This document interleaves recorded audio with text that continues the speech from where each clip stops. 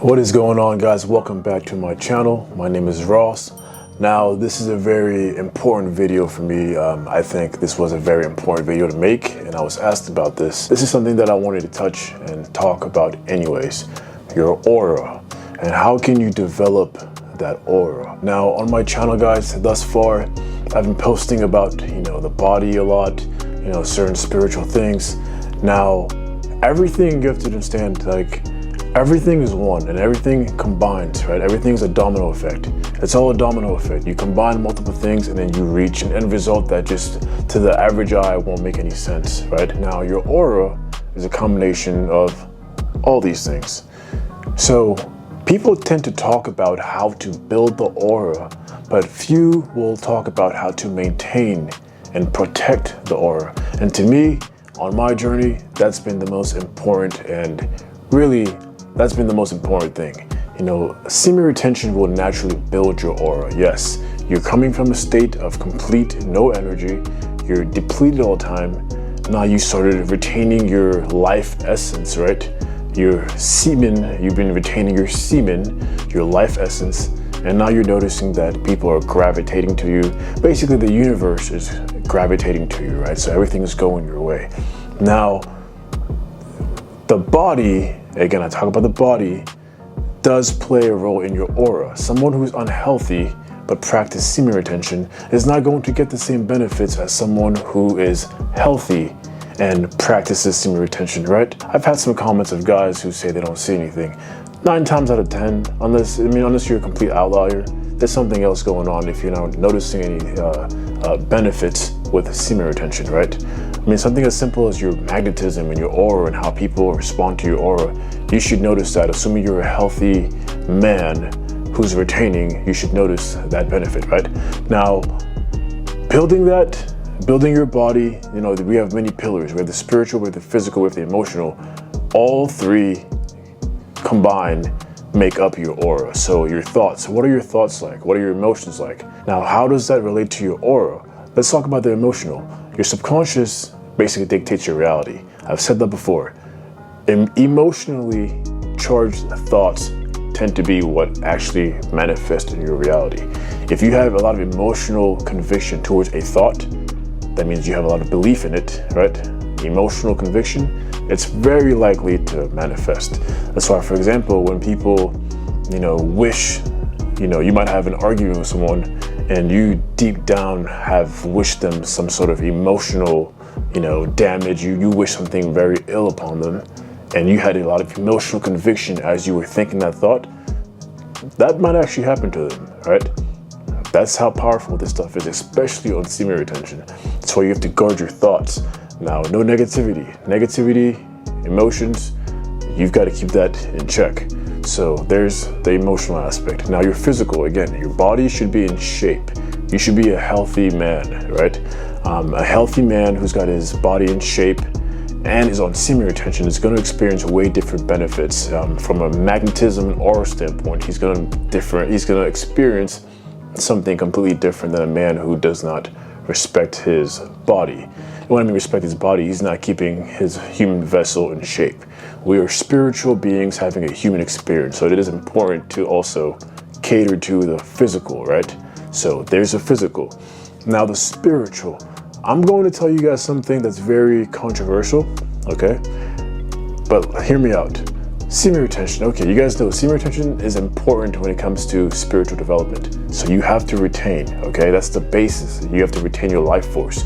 That is what makes you, right? You can create a whole child with that, a reflection of you. So you would think that if you kept that within your body, something magnificent would happen, right? Okay, we agree on that. Now, it's not enough to just retain. A lot of guys retain and still go watch porn, for example. Just because you're retaining doesn't mean you can peak. There's something called Ojas Shakti. It's a subtle energy that basically feeds and nourishes everything in your body, okay? That energy can be depleted, and you can actually gain it through little day-to-day activities that you do, believe it or not. For example, if you had an argument with somebody, you just lost some ojas. or the Chinese call it jing, right? You just lost some jing or ojas. Now, if you stole from somebody, you just lost some ojas. Little things like that. If you were to shake hands with an individual with terrible energy, you just got depleted. Yes, if you shook hands with someone with low energy, right, someone who's doing dark things behind closed doors, imagine shaking hands with someone who just jerked off. You don't think that energy, because guys, everything is an energy transfer. You don't think that shaking hands with someone who just did some disgusting shit behind closed doors, you don't think that's gonna affect your energy? It's that subtle. And what I started off this video saying that it's more important nowadays to protect your energy, not nowadays, in general. It's more important to protect your energy when you are on retention. Building it is actually the easier part.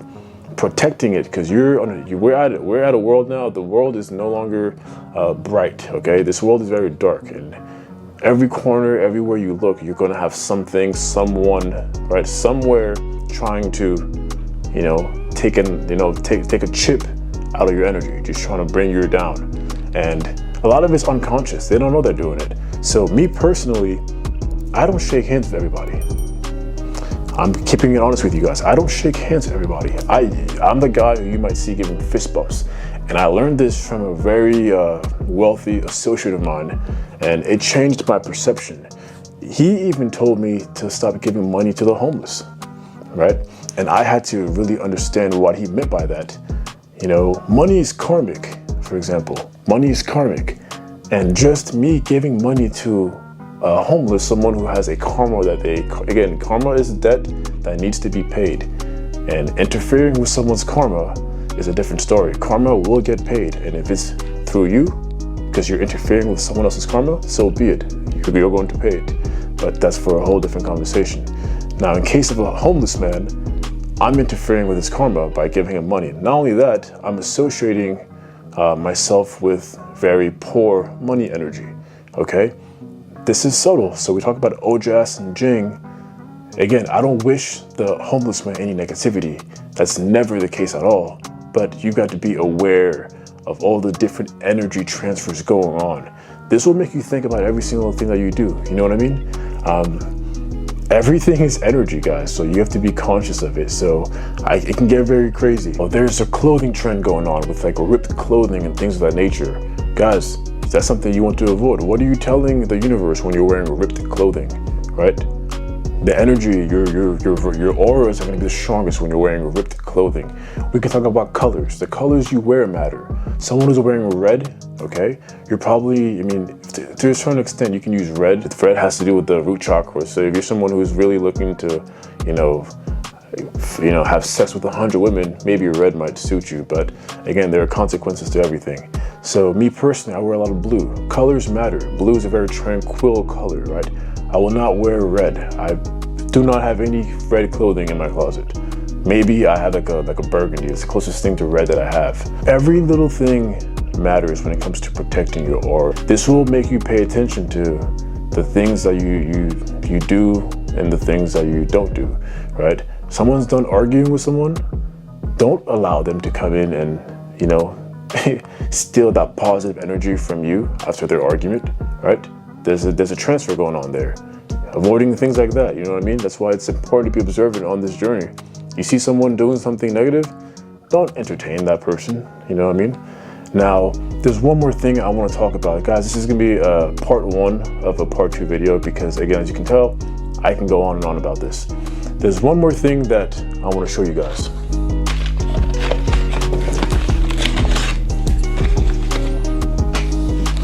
So, all right. So, this is something called Palo Santo.